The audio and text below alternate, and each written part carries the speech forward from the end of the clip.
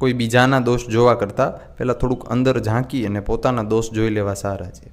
આની એક કથા આવે કે એક વખત એક રાજાને એવી ખબર પડી કે મારા નગરની અંદર એક માણસ એવો છે કે એને જોઈ લઈએ તો બીજા દિવસે માણસનો દિવસ બહુ ખરાબ જાય અને આખો દિવસ એને ભોજન મળે નહીં. તો રાજાએ આ વસ્તુની પરીક્ષા કરવાનું નક્કી કર્યું. પહેલાં માણસને એના દરબારમાં હાજર કર્યો. કીધું આજે રાતના તું મારી સાથે સૂજે, આવતીકાલે આપણે નિર્ણય કરીએ. કીધું ઠીક છે. અને એ વ્યક્તિ પછી રાજા સાથે સૂતો અને બીજે દિવસે સવારે રાજાએ પહેલાં એ વ્યક્તિનું મોઢું જોયું ને પછી પોતાનો દિવસ આરંભ્યો. પણ આખો દિવસ રાજાનો એવો વ્યસ્ત ગયો કે એને ભોજન પણ મળ્યું નહીં.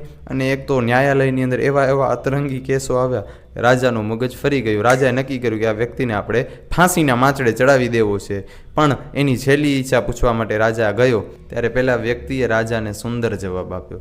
રાજાને કીધું, રાજા તમે તો ખાલી મારું મોઢું જોયું એટલે તમને તો સવારથી સાંજ સુધી જમવા જ ન મળ્યું. પણ તમે વિચાર કરો, તમે કેવી મોટી પનોતી કે તમારું મેં મોઢું જોયું તો મને તો હવે મરવાનો વારો આવ્યો. એટલે જ સાધુ સંતો કહી ગયા છે ને કે બુરા જો દેખણ મેં ચલા, બુરા ન મિલ્યા કોઈ, જે દિલ ખોજા આપણા તો મુજસે બુરા ન કોઈ. એટલે બીજા કોઈના દોષ જોવા, બીજા કોઈને બુરું ભલું કહેવું એના કરતાં પોતાના દોષ જોઈ લેવા બહેતર છે. જય શ્રી કૃષ્ણ.